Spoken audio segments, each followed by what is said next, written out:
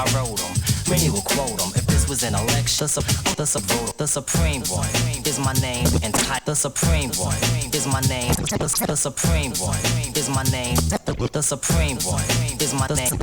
The supreme one. The supreme. The supreme. The supreme. The supreme. The supreme. The supreme one is my name and title. Versatility describes this recital of rhymes. I wrote them.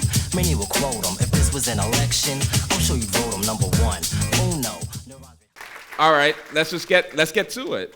So the reason we're here is to, I guess, basically, talk about this woman that I'm about to introduce. She's known within the music industry for her unique rap style of combining reggae and dancehall with hip hop.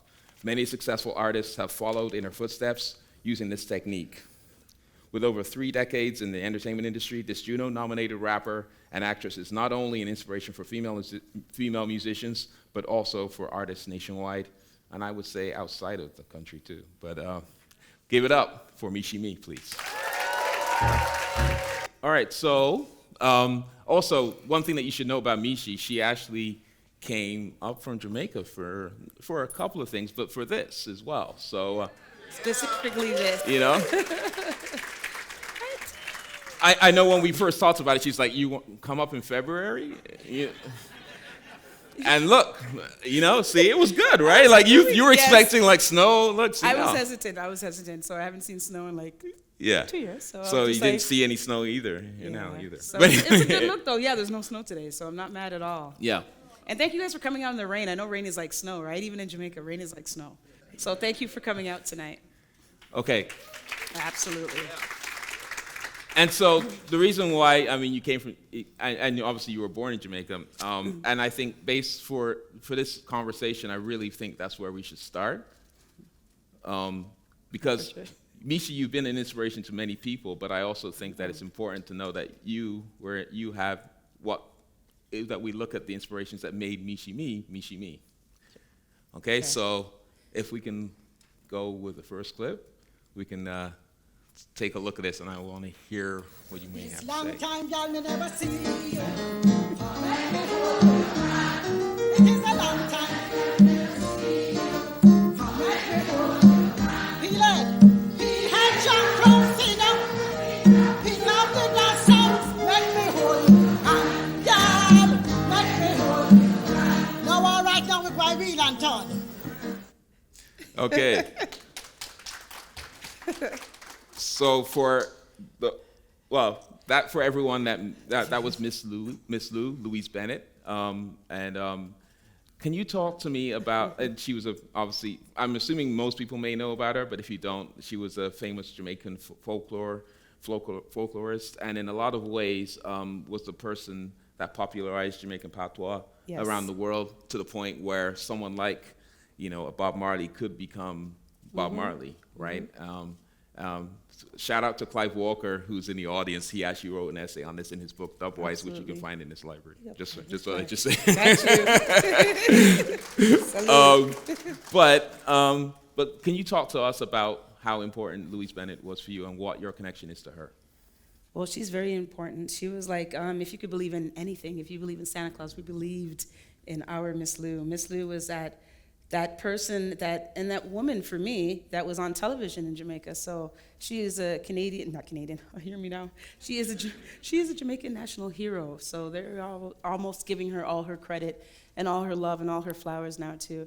My connection to her is my dad was one of the producers on the show, or knew of the producers too, and used to work with them. So that was my first time on television in Jamaica, where I knew I just wanted to be on television, because we used to sit in the audience. I used to sit in the audience, and it was a special day when Grandma would just braid my hair, and I would go with her son, my dad, to production and sit on the set and think of how to learn the songs and see all my older cousins and older people on the actual show. So that was, my first little look at cameras. The cameras were huge.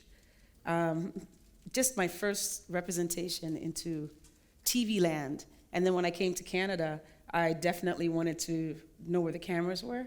And my dad was a promoter, so I kind of wanted to follow the tradition. But that was really what just sparked me. And off I went to New York, and we did auditions for Sesame Street. But that was where it was from. I wanted to be on all the kids' show. I ended up coming back to Canada and doing a Kool-Aid ad. So there was steps into becoming an entertainer and in becoming a musician. I always wanted to be, just on the television side. So I had to find out there was no infrastructure here. There was no kind of guidance. So you kind of had to find your way how things work. And I was going on some old resumes in Jamaica that weren't really activated in Canada and New York. And then after, when I presented myself as Michie Mee, a lot of things aligned. Okay. All right. We're going to rewind a little bit back Right? from that Did I go too far? for another inspiration that was informative for you as a child. I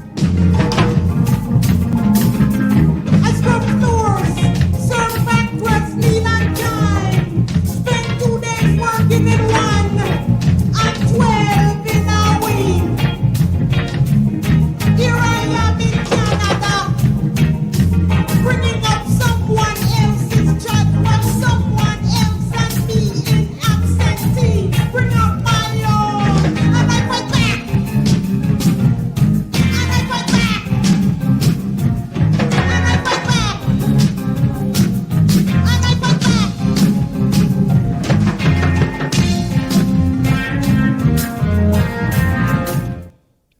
Yes, I.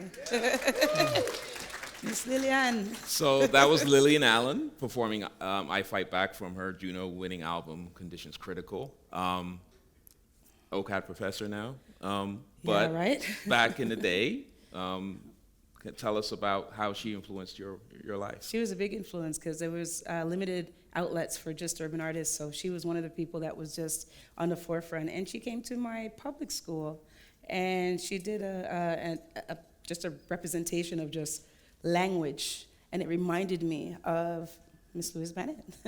So I just gravitated to her, and when she came to Brookhaven Public School, I was just like, oh wow, that's another part of me that I want to establish in terms of just writing and poetry. Because at the time that I seen Lillian, hip-hop wasn't hip-hop.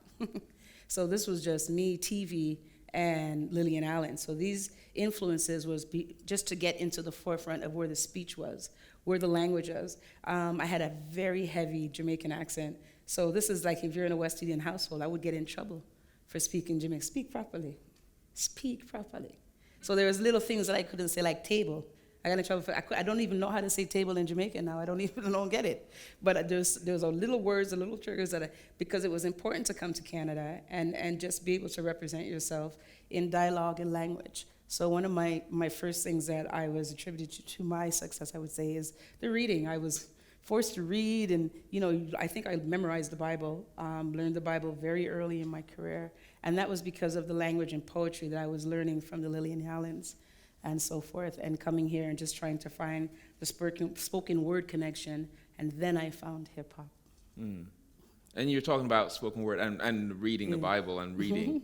I understand that Aita Sadu, who Yes. also owns a different book list here in Toronto, was she connected to your love of writing and books at the time? Absolutely. She, Aita Sadu, oh wow. She was in the community, like, we're young hip-hop, like before hip-hop, but young people in the community. She used to run a program at Flemington Park, so everybody wanted to learn martial arts, because I wanted to kick every guy's ass. Anybody that was trouble, so I was like, okay, there was a program up there, but she was in the room, and then you see all this 60s stuff, all this soul brothers and soul sisters, and I was like, where are the soul sisters and the soul brothers in Canada? And there was Aita Sadu 1 in Flemington Park. So I just found Aita Sadu was just Aita Sadu before Aita Sadu was Aita Sadu. She was a soul sister, so I gravitated to her. And my very first record release party was at the Bamboo Club, and Aita Sadu made me feel like a star. She came to the Bamboo and she gives me a bouquet of flowers. I'm like, I only see this on TV, and we only seen award shows. So if you got flowers, you're actually a musician. I remember I'm at the Bamboo, and this is the first time I could see people that knew me from either track and field, knew me from school, this is where, oh my God, I have an audience. And the audience, that people that knew me from the rec center, from school, or from church, Jarvis Street Baptist Church, that knew me from around the way, everybody was at Bamboo and as identifying me as Michie Mee. And Aita Sadu came and gave me the flowers and made me realize, like, oh my God, I'm an artist. I'm someone that I made up. I'm actually her. So Aita Sadu was my soul sister mother. that made me, I'm in the Toronto scene. Yeah. Yeah. And I remember, and I noticed on your latest album, you do kind of shout her out. Oh, absolutely. On I think it's Thank You. Bad girl Yeah. attitude. Yeah. I'm Yeah. on my itis, I do. Yeah. Yes. Okay, Love so I mean, I guess we should get into some hip hop. Sure. Can you run the clip, please? Uh-oh. Well, here's three ladies from our neighborhood, guaranteed to rock the beat and rock the beat good. So come on, Debbie D, Shy Rock, and Lisa Lee, step up to the front so all your friends can see. We're all backing you up 100%. We know you practice all week. Now this is it. If you're in favor of what I've said, everybody say go ahead. Us girls can boogie too. We can dance, we can shake it. 'Cause us girls can boogie too. So come on, girls, let's go break it. Let's go break it. Us girls are the best of friends. If one ain't got no money, the other one is. When we go out, we know we look real hot. What the boys want, how you know we got? The fly girl Debbie D needs someone who can hold my policy. So, hey fellas, move on close. Take me on a cruise and watch me flow. Water down my mind, show me I'm fresh, and I will always let you know Debbie D is best. Shy Rock is the woman with the magical touch. I'm like burning fire, you know I'm just too much. I wanna treat you like a king in the heat of the night. Romance to the moon if your timing is right. Get your back wet, all soaked this wet. He says I'm the kind of girl that he could never forget. She's sophisticated, it's the lady Lisa Lee to be the man in my life. You got to be my only. I'll always hold you secure in my arms real tight. Squeeze you real good till you feel just right. I have a heart of gold I wanna share with you and give you the type of loving that you never been through. And if you dig where we're coming from, say yeah. And if you wanna rock this party tonight, say yeah. Us, us, us.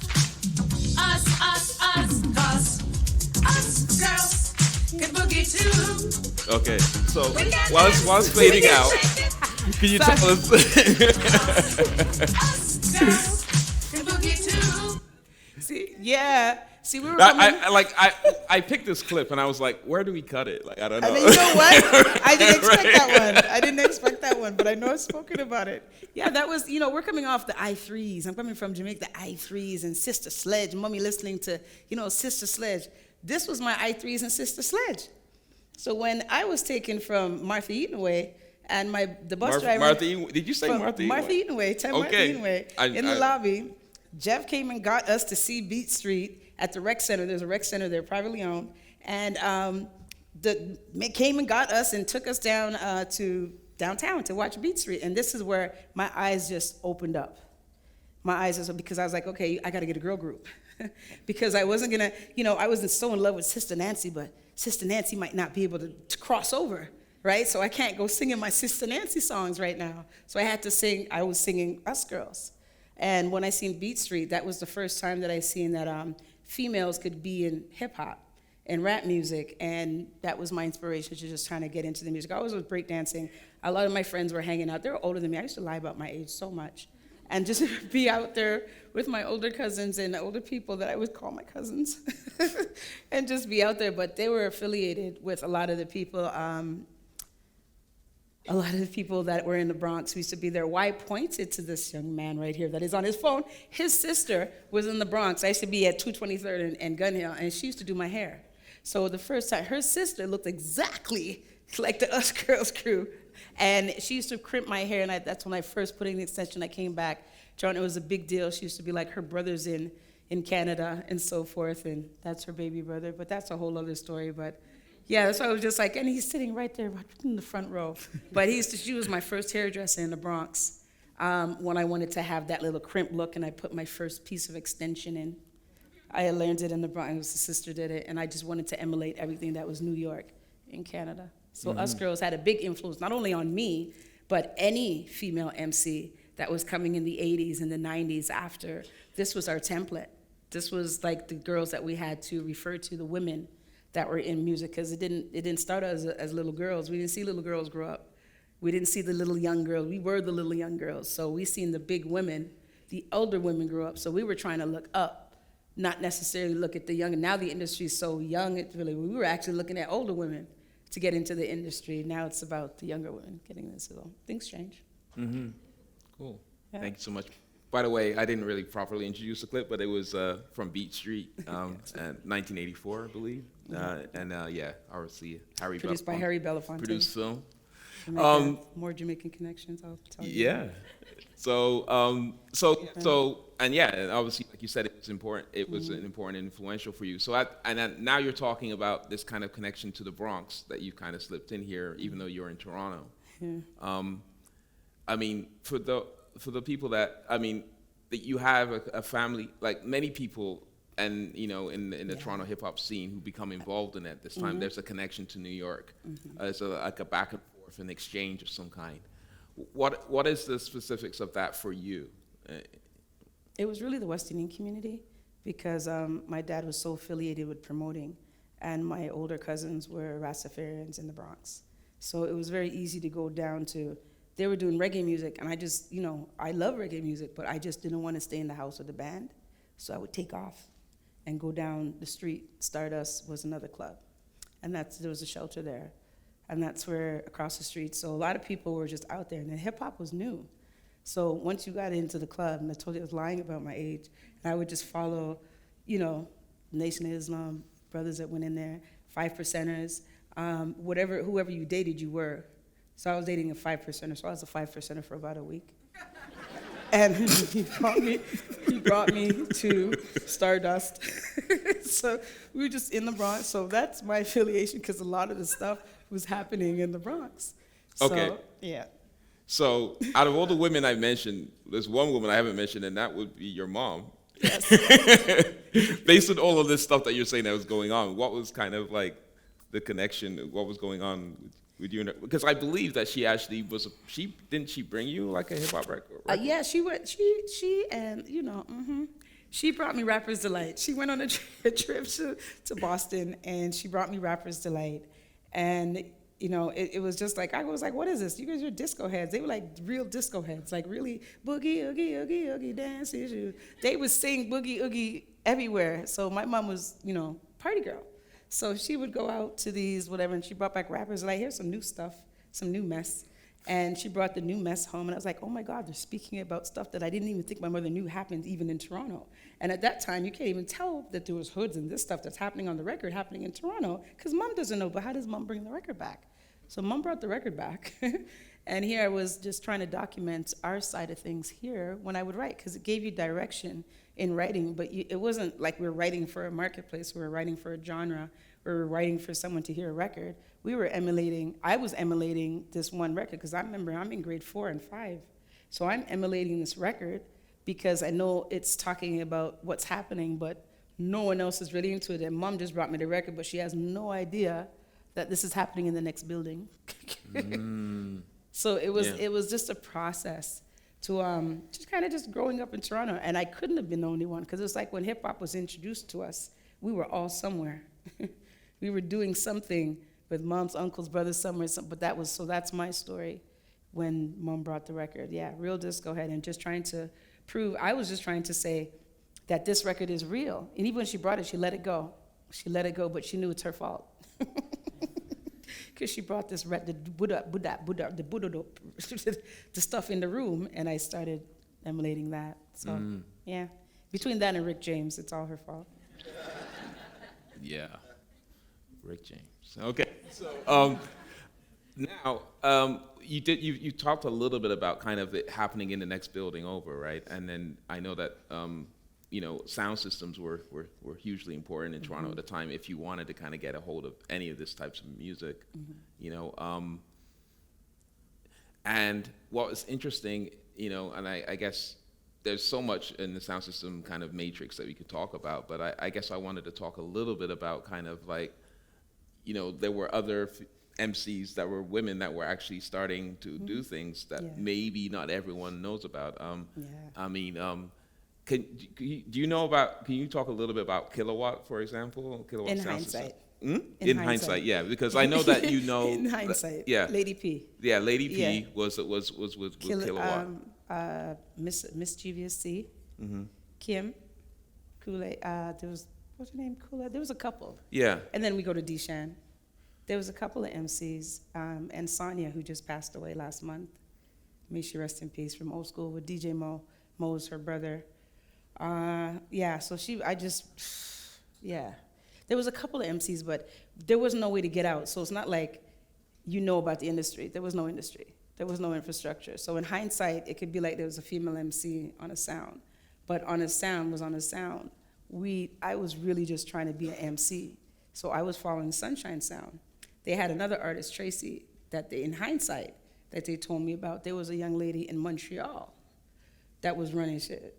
So there was a whole bunch of underground artists that were actually just rapping and, getting any way they could foot in. So Lady P got her foot in through Kilowatt, and the sounds was the main way to get in. So what I did without knowing of Lady P at the time was just follow Sunshine, because that was the outlet. Sunshine Sound Crew was the outlet. So I followed K-Force anywhere he went. Anywhere him, Tony D was gonna be my first manager. Brother Different was just the #1 hype man everywhere. So I was just like little sister. So I was like, come on, Miss, you can roll. I was like, I know, but I didn't tell my mom where I was going. But I would tell him it was Sunshine. I would point to the white guy because I was like, I'm going with him. He's going to a safe party. I'm going with him. So I would always Brother Different be like, don't worry, I got a little sister. Don't worry. So it was just like how the culture was at the time. And that was how we represented Sunshine for me to come out the house. So that was our way. But there was a whole bunch of underground, but they were all at different times. It wasn't one timeline. The concert hall battle where I got, I guess people would get to know me because of the battle rap. That was picked, but we didn't know rappers before. There was a battle before that where Maestro was involved. Mischievous C was involved. Cash Money had a DJ, Marvelous, that was involved. So Marvelous battled Maestro at the time. And Cash Money came and battled. And then they had the battle New York versus Toronto, where they could align who was known more in the street. Because we were really just street kids. As much as there was this industry building, West End necessarily didn't know what was happening in Scarborough. Going to Scarborough and going to Lamoureux was going on tour. We were going on tour from Jane and Finch. Okay? So when we went to Lamoureux and Glenelg, we were like, whoa, we're in Scarborough. Okay? When we went to London, it was like, whoa. We went to different, so it was a whole other climate. So I didn't know what was happening up in, remember, I'm 40, I'm lying about my age, I'm lying. Lying to mother, just lie, just out there. So I didn't know of the culture out there. I'm here just following, my mom's dropping off the neon stuff was in, everyone's buying bright orange, bright green belts and all kind of stuff, neon colors. I'm trying to go get something from Stitches until my mom dropped me at the subway. And I'm taking a train going to tour in Lamoureux just to see, because Sunshine is playing there. And there was no urban culture in school, so you go to school. So if Sunshine came to your school, whether it was your school or not, you're going to where Sunshine is playing, right? And that was part of the culture. So that was how the silk, but you didn't know who was rapping with what sound. You didn't know, I don't know any songs from any, there was no, not even for me, nobody knew me, with all fairness. They didn't know of me until the battle. They've heard of me. I remember when people used to call into 88.1 on Fantastic Voyage on Ron Nelson's show, they'd be like, yo, you know who's battling Michie Mee versus Sugar Love? They're like, yo, we never heard of Sugar Love or Michie Mee. But, it's just like how it was. So sorry, I didn't mean to interrupt, but I was wondering, how did you get into the battle in the first place? Because people knew me from the street. Yeah. Because I was at York University, I ran Colgate's Women Games, I ran Young Track and Field. My mother could only keep my energy, so from Brookhaven, I had won the Big B, that's up to grade 6. So it's very athletic and very, read all the stuff, book club, blah, blah, blah, blah, blah, Big B. So I would go to York Universities where we would all go, everybody from St. Bernard's or Brookhaven would go there and train. So we trained with Gary Fisher, Mr. Lubin, Ben Johnson was up there. So we were all young kids running athletics. And here we are, everybody came up there and wanted some little sexy girl that could have a track and field body and put her on stage. So there was it's almost like the concept of music business was there, but it was way ahead of me. And I was just a little feisty girl at the long jump pit that would just curse everybody out. So anytime anybody wanted, the battle rap they're battling, I'm telling them about, and every time I'm cursing them out and I can't find the rap lyrics, I'm telling them about them bum cloth.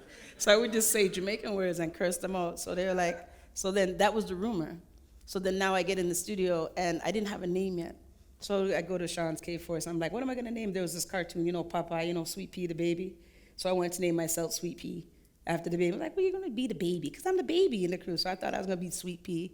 And then there was Dougie Fresh, so I was Michie Mee with the E, -E, went and got it. We couldn't afford Roots, so we had Hoots. Do you remember Hoots? It was the imitation of Roots. So I got a Hoots shirt with the Michie Mee on the back, and then I became Michie Mee, and then I just named it. So I was a feisty girl, Michie Mee, in the Hoots shirt, everything bootleg. Could not, before there was Sparks or Nikes, couldn't wear the Nikes, had to wear the Sparks. Had to go to buy, it was like everything low level, but because I was so spicy and bouncing all over the place, people remembered me. And because I was known in track and field, it was easier to be like, oh yeah, she run 100 meter, or she the high jump, or go over the long jump pit and catch two joke with she and Cougar, because me, Cougar, and Black, somebody was at the long jump pit. So at what point do you actually get into a studio though? Because it sounds like you're saying there was a concept to get you into the studio, or kind of like from that. I was good in there. K-Force. After the track meet, then we went to St. Clair, and K-Force said he knows Carl Harvey. Carl Harvey, you know Carl Harvey? Yeah. The Carl Harvey, the musician, messenger, so forth. Toots and the Maytals. So Carl Harvey had a studio and his son, so they had a lot of action going down on St. Clair. So there was a lot of things that came into the industry at the time, and I was just young, and they're out there. And, I knew a lot of hustlers in the streets, so I just locked down in the studio and started doing songs like, because I'm the only girl out here and they're talking shit. So guess what my first song is? I'm not afraid. I'm not afraid. I'm not afraid. Yeah, yeah, yeah, yeah. And that was why I went into Carl Harvey, because everyone was doing shit. It was like, there was so much things happening in the streets, and I'm just in the studio singing, I'm not afraid, but I was really scared. And that was my first song. Was it over? That was the second one, but no, he did not. I redid this because I was still the Jamaican girl, so they gave me this to rap on. Dangerous. Yeah. I'm not gonna do it now. Yes. I can't believe you brought up this song. So this song was done on 4-track. You guys remember 4-track? Well, this was done on 4-track, and they brought this song, and it was my first underground 4-track little rumor that went around. So this would play on CKLN. This would play, so everybody knew I was the Jamaican girl, the hyper girl, the long jumper, the track star, the girl that would run around to Sunshine with the bright colors. And so it all came together when the battle. And after the battle, people put together, there was call-ins to Fantastic Voyage shows. I would go down there and giggle my ass off. Couldn't do an interview for shit. I would just go down there, Ron would be like, stop laughing, I know you can talk. And I'm like, Ron. And then he would be disappointed in me. I'm like, what did I do? But I was just unaware of the industry, and get down there and you're on the air and just giggle like a girl, because nerves, I was young, but no one knew how young I was. Yeah. So I would giggle. So to clarify for people who don't know, but the battle that we're talking about here, it's a battle where Mishi battles MC from New York named Sugar Love. With Cut Master DC. Yeah, and she was signed to a label that I'm not sure. I do remember the label, but it's escaping me right now. But anyway, basically, you battle, and then there is footage of it floating on YouTube about it. But basically, you kind of, at one point, you change, you rhyme, you change your style, and then. Because she got me. She came out in like fur coats. Back then, crutchers, Steelers, right? They used to go to the store, so whatever. So my crutchers got me leather suits. I had leather suits, a little one Rastafarian belt to just hold my little culture. And she came with fur coats because we knew Americans had money. So I just came out in skins. So I came out the crutches. My little bike friend got me little leather pants, leather top, my little Rasta belt. I got my little finger waves done. And I came to battle this American girl that came out with pure fur coat, leather pants. I'm like, because I knew the industry was about pimps and hoes, so I know she's going to come with it. And then she said something, and then she stopped the show, and she said, hey, how much y'all think this bitch over here should win? And everybody in concert hall said, yeah! And it was on YouTube. Somebody took it off, but it is up there, I swear. I swear. Well, there's also a piece of that battle where she said, "Are y'all booing me?" And are y'all booing me? They are booing her. And they said, yeah. Toronto was so real because we were so we didn't care about nothing. We don't care where you're from. We didn't care. We've always been the screw face. We're still the screw face. Like back Okay. then, no one cared. If I'm fighting from the street where I'm just still a roomer, just trying to get in the room, right? And they just gave me a blind. I got in the room, and then this girl came and tried to. And I'm just bringing up our culture. It was a culture that won because it was a mixed melting pot in the concert hall from day one.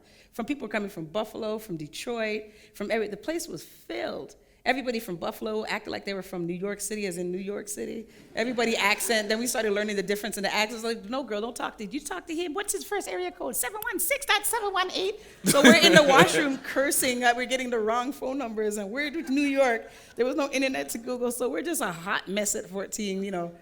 But you're talking about New York, okay? So we made the connection. I'm gonna skip a bit here to the point. You know, you would often visit the Bronx to see your aunt, right? So in doing so, you know, you would meet, you know, KRS-One and Scholar Rock. Golden era.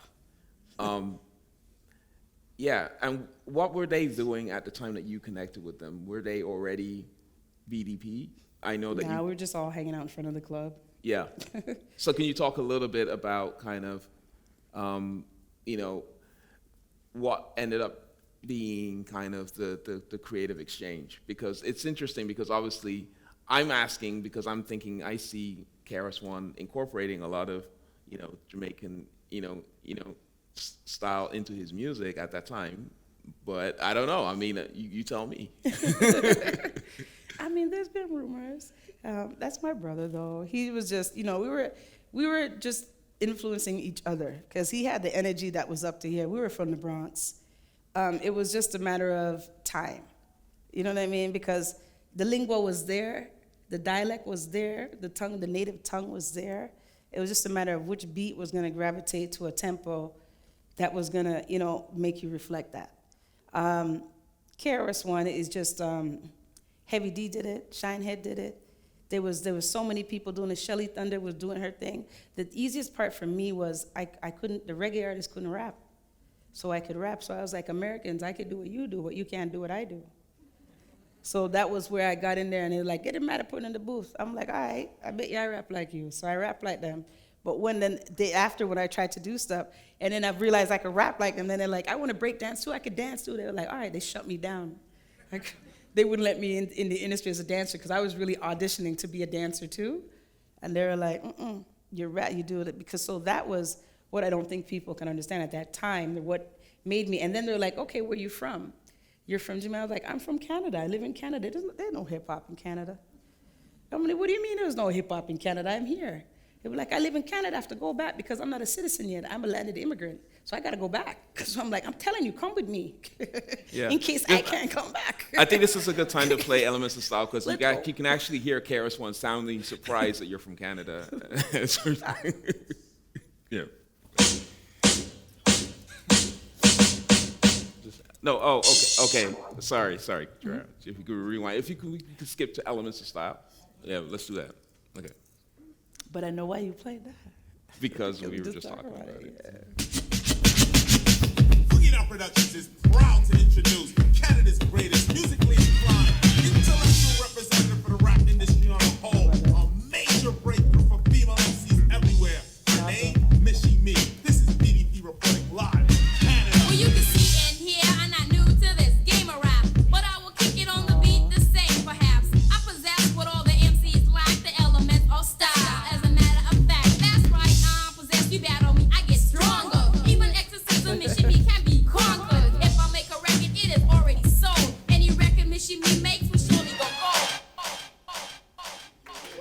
Wow. Thank you. So, I know we jumped a little bit ahead of that because you're like, okay, you have a song out and you have KRS-One on it. But I think what's also interesting is kind of like the actual, you know, what happened in the lead up to this. I mean, at what point do you connect with LA Love? What point do you connect with Beat Factory? And kind of, and you know, what are the things that happened? And then also, I know that this record kind of came out in the UK first, I believe. I know it ends up on the compilation here as well. But can you talk about that, even that connection in the UK, that this seems to happen for all of the hip hop artists from Toronto at the time. All of their deals are not in Canada. They're all in the UK or the US or somewhere like that, but none in Canada at first. Can you talk a little bit about how that connection was made? Well, that was straight street connections. I knew everyone from around the way that was actually are now called the Golden Era. We were just kids, just rapping from you name it, Flora Finesse, Master Ace, all of us. We were really special ed. We were really just kids. And I came then that scene started growing up a little bit more. And then when I came back to Canada, K Force was using LA Love as a DJ. And when he was using LA Love as a DJ, I had met Rupert Gale and everybody. Again, we're at the Bamboo. So this is where it was like I was introduced to him. It was like, yo, Ivan's got some things happening now. So what do you want to do? I was like, all right, well, K Force don't want to do it, so I'll do it. And it was just a matter of the song was already done. I already knew BDP prior to, like, no one introduced me to BDP. They were all my friends. And actually, I kind of influenced them to come here. So with them coming here, I was like, all right, there's no studios in Toronto. Again, no one's signing here. There's no studios here. So we're going to Hamilton, where I went last night to record as a coincidence. We're going to Hamilton to do this, or London. No, you know what? We went both places, but I can. That's one I'm gonna have to double check with my people, because we went that way, and we had KRS in the studio. Scott LaRock. It was the last record that Scott LaRock produced before he died, and I don't think a lot of people knew that he came to Canada to really just launch off. If you see the Much Music clips, you see him referring to saying he goes where the music goes, and he had a university degree, he had everything planned out. He was ready to be. He was talking to Russell. He was ready to do his thing. When Scott LaRock died, that's when my Puff Daddy, my Dre, my everything died. My whole career just went a whole other way, and I came back to Canada to try to figure out how it was going to work. Because when they came, Ivan Berry is a genius. He just had so many ways in putting the team together and saying, you're going to DJ, you're going to do the music, you're going to rap, you're going to be yourself in the booth, you're going to speak Jamaican. And I'm going to go tell these people what you guys can do. He put it together. He put it together in such a way that everybody wanted to do their job. So it was very easy to do. The relationships, but those jobs were based off of relationships. So it's just like having a birthday party in the dance hall scene or even a club scene today. If they don't know you, no one's coming to your birthday party. You can't really throw a birthday party. Well, at that time in that era, I was probably one of the only people that could throw a birthday party, if you understand what I'm saying. Like, we had that street credibility that it was like, okay, now we're laid with the infrastructure. I'm already over there telling them there's hip hop in Canada. So now I want my friends to show them proof. Mm-hmm. Show them proof. Yeah. So we just got the proof together. Yeah. So making that transition to like recording, one thing I did want to ask was a little bit about kind of how you made that transition, because even it's a thing that people talk about even to this day in as an MC, like, there's a difference between battling and then actually writing songs, like, and Absolutely. being so there is there's a bit of improv involved if you are kind of just being a freestyler. Although I imagine there is some strategy in the battle, and I think you did employ some strategy when you were dealing with Sugar Love. But at the same time, like, how did you find that transition as a creative, as a writer?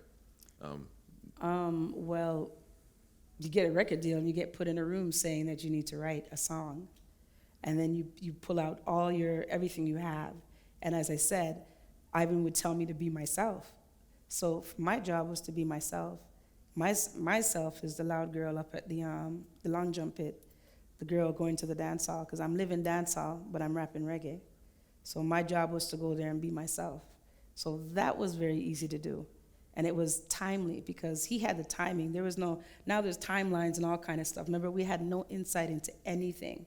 And early out, Ivan had a lot of insight.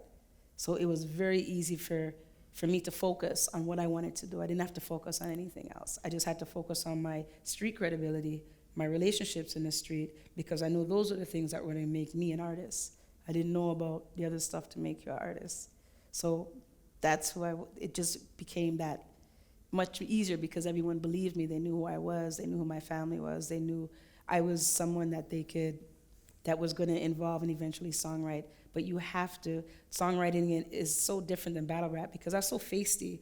How am I going to get this on a record? So on this mic, he just told me to cuss the people on the third verse. Like, wait, on this mic is 5 minutes long. If you're not spending it, the record industry is going to play maybe the third minutes, but I had 5 minutes. So in order for me to be me, leave me the other 5 minutes. Let me tell him, send for the dirty. Call me, say, send for the dirty. Call me, want to tell somebody to send for the dirty. Let me call it, you know? I'm going to cuss. So they waited a little bit longer for me to cuss. So on this mic is a 5 minute song. Can we still do it? We're not going to play all 5 minutes. Yeah, there we go. That was my job. Do it.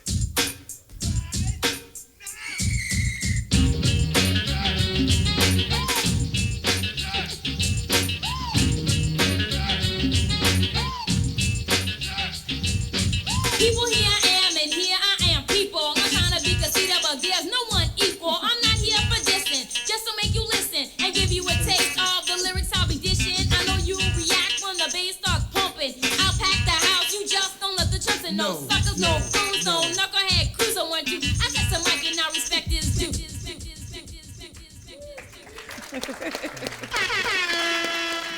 Wow. Yeah. So, yeah. So one thing that Grouch didn't play, that was the first verse, and obviously it has like great line. You know, I love the intro. It's just so simple but so direct, you know. Right? Yeah, but it works, right? That's but, what was left. Yeah, but that's the first verse. The third verse is what you were talking about, Yeah. which is where you, They let me go. yeah.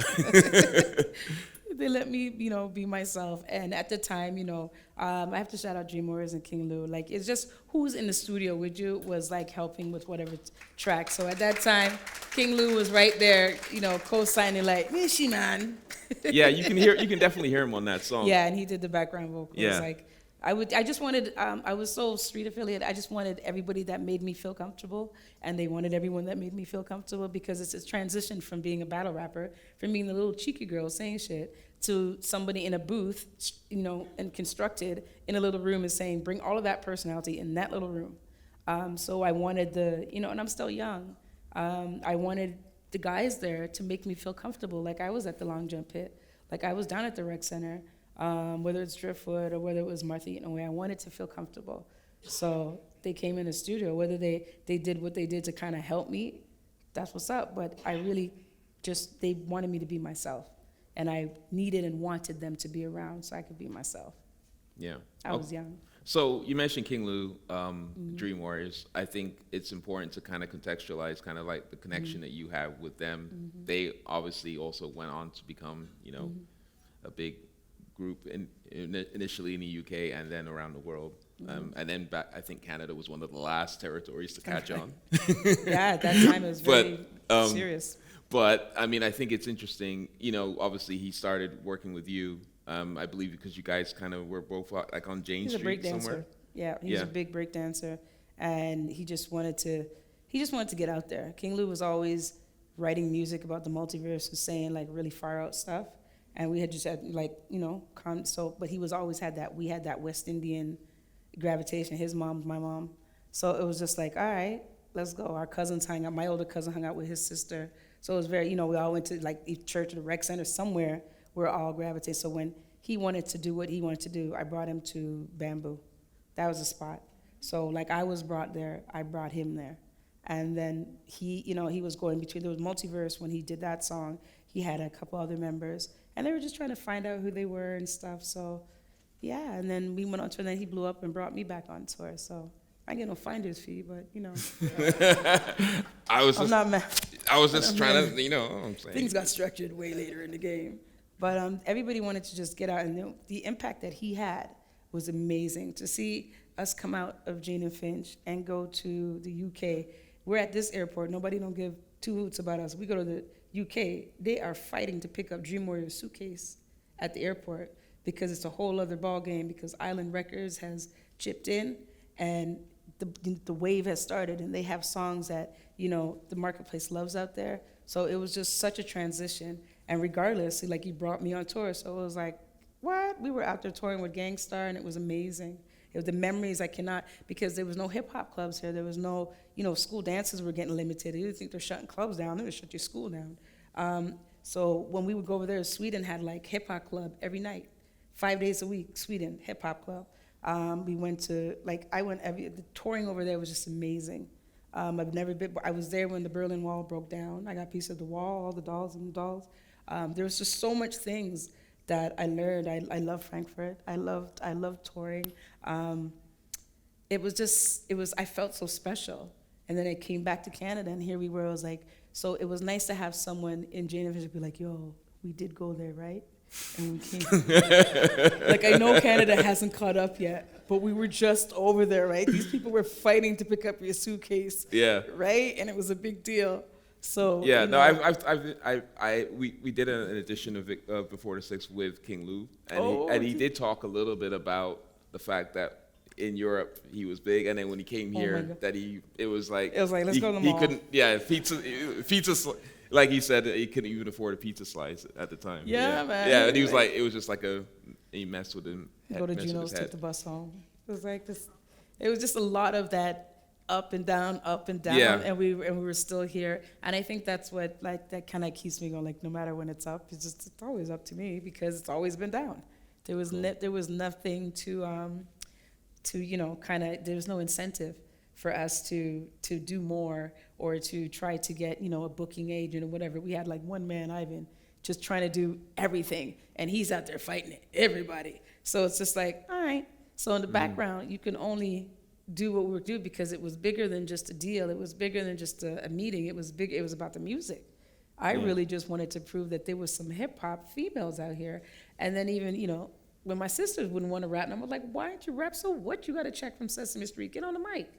It was just like, well, how could you give up hip hop for these opportunities? It made no sense to me as a Canadian artist. When we were just fighting to get in the club, fighting to prove the genre, that there was a check big enough for you to stop wanting to fight. But I understand because they became an infrastructure of charts and marketing and things that identified you as failure or not as good. And those, I think, got those meters got the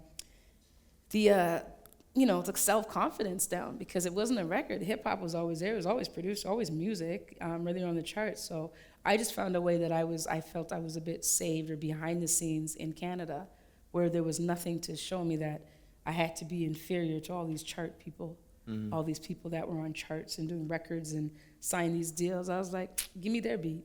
And now it's part of the culture. But back then, that's all I had. Was like whatever you thought was pop. Because at one time the label shut down. You wouldn't even sign a female artist unless she had like a guy group. Signed to a DPT, you had to have Ashana. You had to have one girl in each group. There was no way. I mean, Canada did it circle.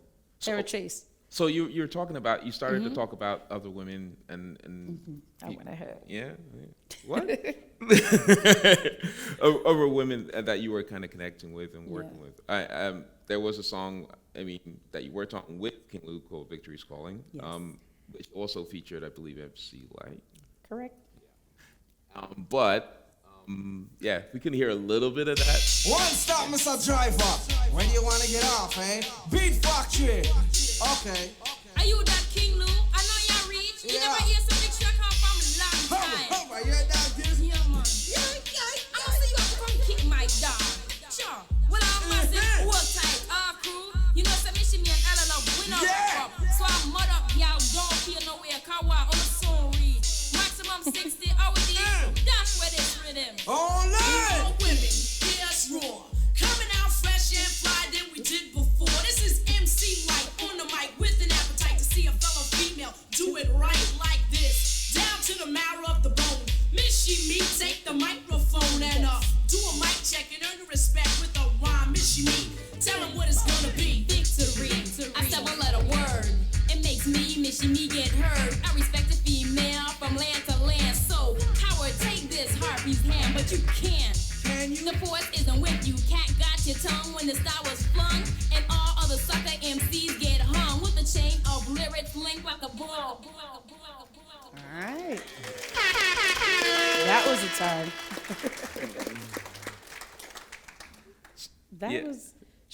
That was when Much Music came and got involved. And we were just showing that on Ontario Street, we had Wellesley Studio, we had Much Music, we had rappers, we had American features. We wanted to show the nation that we had what it took to be affiliated with American hip hop and we did it through the female MC route. So I'd like to give our female MCs some little thing, because MC Light helped blow up the Canadian rap scene here. Like, just let people know worldwide that there was hip hop in Canada. So, and then she came on the strength of Scott had passed. So I was just pulling for whoever was left that would identify with us and do songs with us. Because not every American artist wanted to rap with a Canadian artist. For what? Mm-hmm. For what? You have no deals, you have no spread, you don't. For what? But you still managed to keep a rap with, like, a lot of the women, especially. Well, there were other MCs, obviously, like we had already talked about with BDP. But I guess the reason I'm saying that is specifically because I wanted to play a clip from a video that you're in. What now, gal? And I recite chapter and verse. The title of this recital is Ladies First.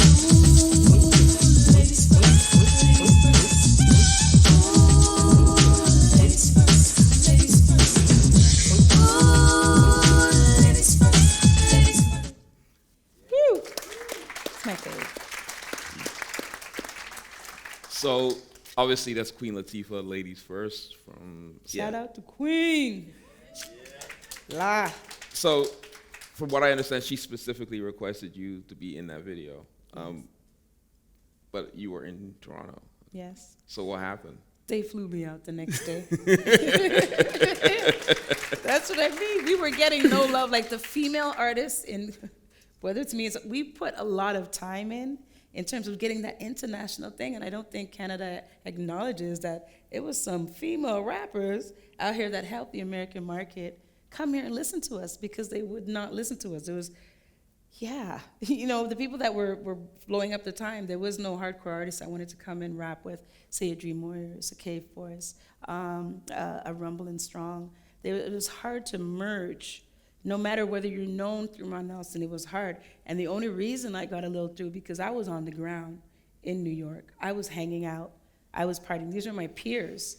And then they turned into big artists and stuff. So there was a lot of work that went into that. And Latifah just knew. I mean, we were running my Jeep. I drove a Jeep over there. Jeep got shot up at the club. Shakem, Latifah's manager, was like, "Who shot it, Mishi?" "I don't know, just point." There, all the boys ran that way to go.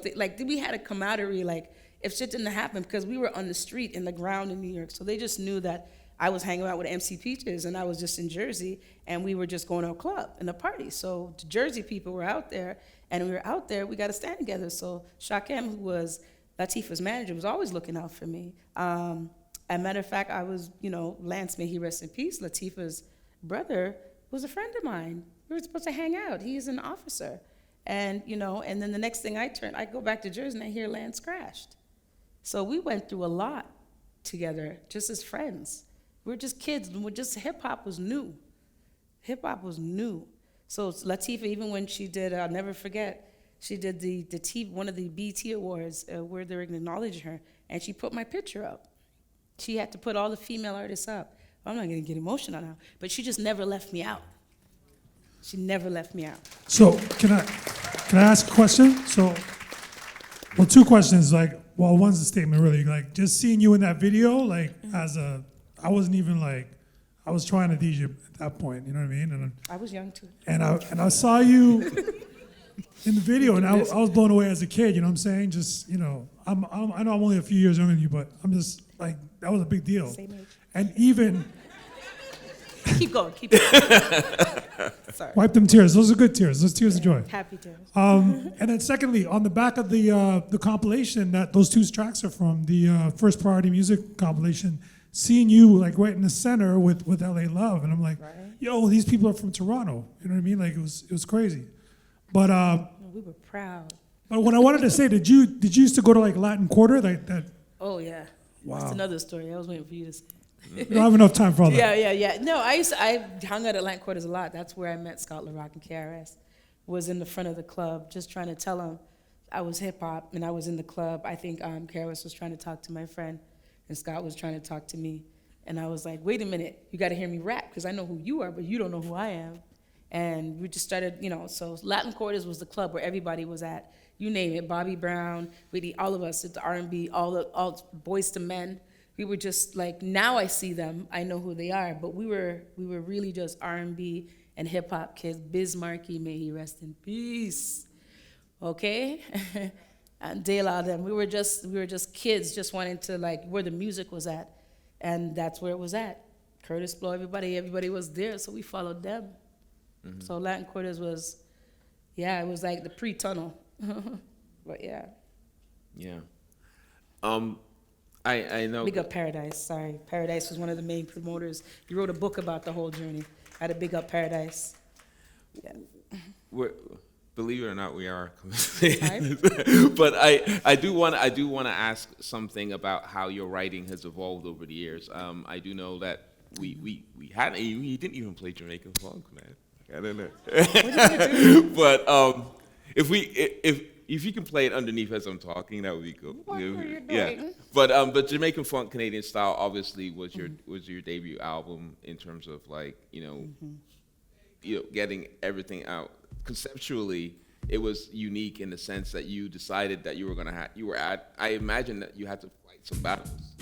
To have one side of that record reggae, half reggae, and half the other hip-hop. side hip hop. They still haven't done that again. So shouts out to Warner Brothers. They were onto something. It was just timing. Right. It was timing because I fought to record half the record in Jamaica with Stephen Stanley, one of the best engineers. Mikey Bennett, two friends Bennett went on and did some amazing work with Snow. It's like we fought to get half that record, Steely and Clevie, Sly and Robbie, reggae, and the other side hip hop, because I know I was living dancehall, but I was writing hip hop. So that's a very good point. People don't know that has never been done. Even again, they don't do that. Everything's a collab now. So shouts out to the early hustlers and the early jugglers that believed in Canadian hip hop and the thing that we had to contribute to hip hop. They really did. And that was an American release, and that's why sometimes I see the timeline of releases that are, from 91 and so forth, but they were so far back because America didn't know what to do with us. With me, MC Lyte, First Priority, and Vogue had Hold On coming out. There was so much struggle. All these little black women coming up, Urban Market. There was so much marketing that had to be done. Everyone's trying to get sexy. Everyone's growing up, meeting directors. So there was a whole industry that was growing. And here comes Jamaican funk, Canadian style, through the cracks, one half reggae, one half. And that is what kept me to this day to who I am, because you recognize the reggae and the Canadian influence. And that's Canada. Canada did that. Yeah. Thank you for that.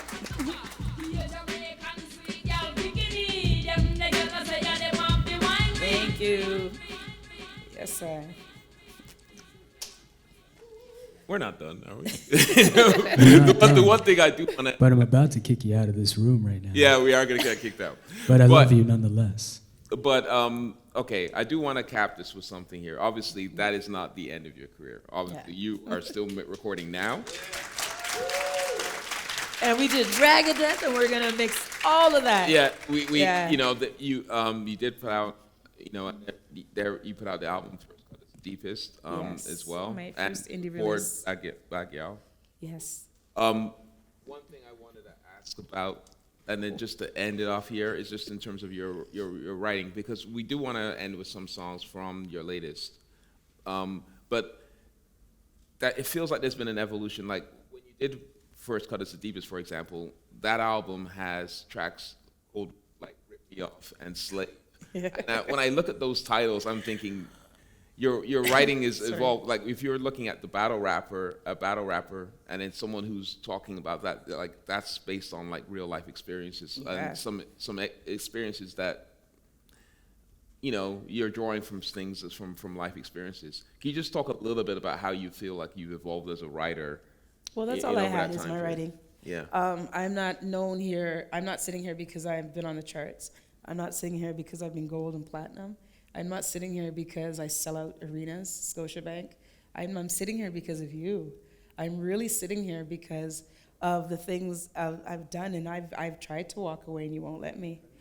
So I'm really sitting here because, as people talk about Barbs and Ninja, all the little soldiers and stuff, I really have this unseen thing happening in Canada where I'm really here because of the people and of the peers. So the writing has evolved where in my writing, I really do write the score of my life. I write the score of my situation. I write the score of whatever. I'm not writing a song based on, I've done a couple songs based on the moment and the single and the marketplace and what's happening, because I could do that in my sleep. I've written scores for my life that they can release at any time. They can be remixed at any time. They can be replayed at any time, because at the end of the day, I do want you to know my story. And it's the female MC story that we had such a presence in early hip hop, in the genre of hip hop, through the women and female MCs of Canada. And I just wanted to have that represented. So my writing is really not about, and I'm so grateful when I get these grants. And I got them later on in life. Earlier grants went to the team, so I got them later. So the fact that I can still tell my story and still tell the latter part, and we're getting into the jazz phase of hip hop, where we can mature just like every other genre. And I just do it to show incentive that you can, whether male or female, and you just want to do hip hop, you can come out, because you can find artists anywhere with one single. You can go viral and come up with a hit now. But you know, I really those are the reasons I'm here. I'm really here because of you. And I'm very grateful to my Canadian fans and Canadian historians, because anywhere I'm in Jamaica, as much as Jamaica, I'm the Canadian down there. They don't know me as a Jamaican in Canada. I'm the Canadian light-skinned Rasta lady from Canada. Yeah, so it's just a really cool, you know, play on words. When I go to America, I am the Canadian girl. I could be Jamaica all I want, America anything I want. I am so Canadian. I'm so proud to be Canadian rapper, MC. Fully around the world, because it's Canada that's made me who I am and recognized around the world. Just want to say that. Thank you.